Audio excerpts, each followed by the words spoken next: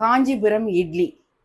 இது வந்து காஞ்சிபுரத்தில் உள்ள வரராஜ பெருமாளுக்கு செய்யப்படும் நெய்வேத்தியம்.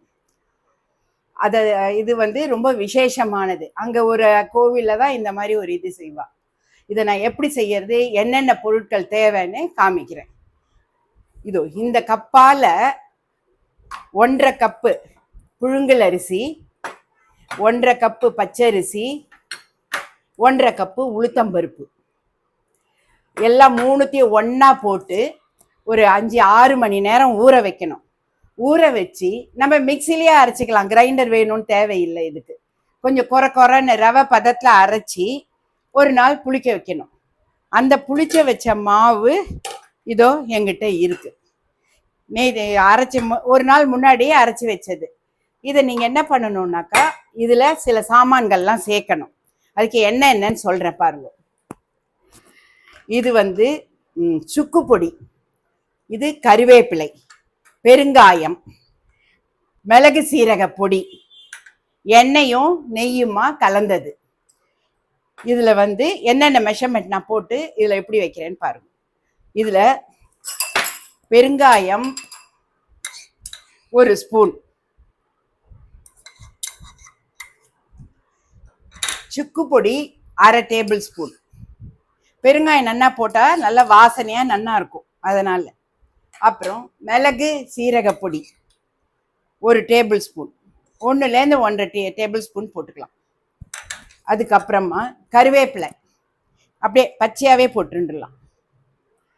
இதையும் போட்டுட்டு எண்ணெயும் நெய்யுமா கலந்து வச்சிருக்கிறத இதோ இதில் அப்படியே விடணும். அதுக்கப்புறமா ஒரு தயிர், 1/2 கப்பு தயிர், இதோ அதே கப்பில் 1/2 கப்பு.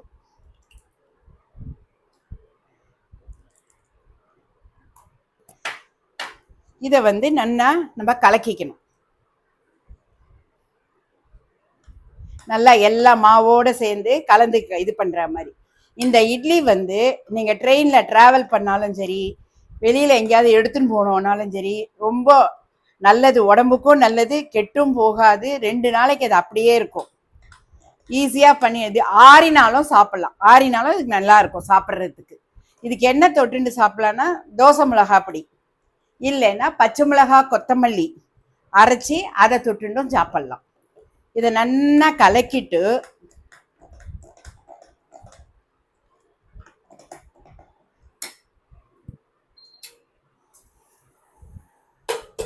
இந்த மாதிரி நம்ம குக்கர் பாத்திரமோ இந்த மாதிரி ரவுண்டான தட்டில் நெய் தடவியோ எண்ணெயோ தடவிட்டு அதில் அந்த மாவை குத்தி வைக்கணும்.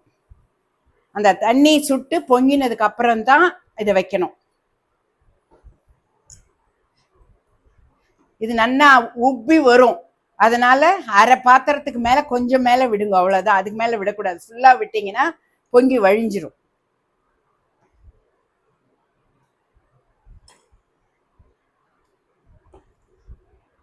இதை பாருங்க, இதில் 1/2 பாத்திரம் தான் நான் விட்டுருக்கேன். இதை தண்ணி கொதிச்ச உடனே அதை வச்சிடலாம். இப்போ இந்த தண்ணி வந்து நல்லா கொதிச்சப்புறம் நம்ம இட்லி வைக்கிற மாதிரி வைக்கணும். ஆனால் இட்லி அளவுக்கு இது சீக்கிரம் ஆகாது. ஒரு 15லேருந்து 20 நிமிஷம் வைக்கணும். அதே மாதிரி ஒரு குச்சியில் குத்தி பார்த்தோன்னா வெந்தது தெரியும். அதுக்கப்புறம் எடுத்து வச்சுக்கலாம். இதோ இந்த தண்ணி கொதிச்சுட்டு இப்போ நான் இதில் வச்சுட்டேன். இதில் வச்சுட்டு குக்கர் மூடியை போட்டுட்டு இது இன்னும் ஒரு 15-20 நிமிஷம் கழித்து நான் உங்களுக்கு இந்த இட்லி எப்படி இருக்குன்னு காமிக்கிறேன். நான் வச்சு இப்போ 20 நிமிஷம் ஆயிடுத்து. நம்ம திறந்து இதுவாக இருக்கா பார்க்கலாம். எல்லாருக்கும் ஒரு டிப்ஸு, நிறைய பேருக்கு தெரிஞ்சிருக்கும். இந்த குக்கரை திறக்கும்போது, சின்னவாலாம் புதுசாக வச்சு திறக்கும்போது ஆப்போசிட் சைடில் இப்படி ஓப்பன் பண்ணுங்க. இப்படி ஓப்பன் பண்ணிங்கன்னா ஆவி நம்ம முகத்துலேயோ கையிலையோ அடிக்காது. அதை வந்து இப்படி எடுத்து வச்சுட்டு நான் வந்து ஆயிருக்கான்ட்டு குத்தி பார்க்குறேன். வெந்துருத்து. இதை இப்போ அடுப்பை ஆஃப் பண்ணிடலாம். ஆஃப் பண்ணிவிட்டு இதை கீழே எடுத்து வச்சுட்டு ஆறின உடனே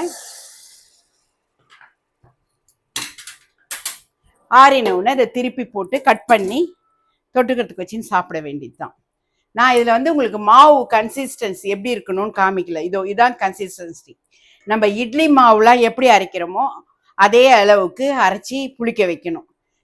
நல்லா அரிசி உளுந்து எல்லாம் நல்லா அலம்பி ஒரு 4 to 5 hours ஊற வச்சு அதுக்கப்புறம் அரைச்சி இது மாதிரி மாவு ஒரு நாள் புளிக்க வச்சு அடுத்த நாள் நான் சொன்ன இந்த சாமான்கள்லாம் போட்டு, நான் நேமா தயிர் சொல்ல மறந்துட்டேன்னு நினைக்கிறேன். அதுல ஒரு 1/2 கப்பு தயிர் முதல்ல தேவையான சாமான்கள்ல அதையும் விட்டு இதுல கலக்கணும். இப்போ இதை வந்து இது பண்ணி எப்படி வருதுன்றத பார்க்கலாம்.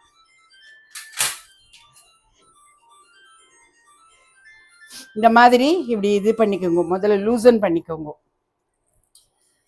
வேணுன்றவா சாஃப்டா வேணும்னாக்கா இது சுவாமிக்கு நெய்வேத்தியன்றதுனால சோடா உப்போ இல்லை ஈனோவோ போடலை.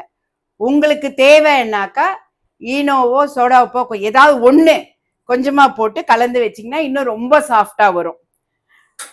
இதை எப்படி வந்திருக்குன்னு பார்க்கலாம். கொஞ்சம் ஆறட்டும். ஆறின அப்புறம் எப்படி இருக்குன்னு பார்ப்போம். இது கொஞ்சம் நல்லா ஆறின உடனே இந்த தட்டில் இப்படி திருப்பி போட்டு எடுக்கலாம். அப்போது வந்து உங்களுக்கு நல்ல பீசஸ் கிடைக்கும். நான் இப்போ உங்களுக்குலாம் சீக்கிரம் வீடியோக்குனால காமிக்கணுமேன்றதுக்காக இப்படி இதுலேயே அப்படியே கட் பண்ணிட்டு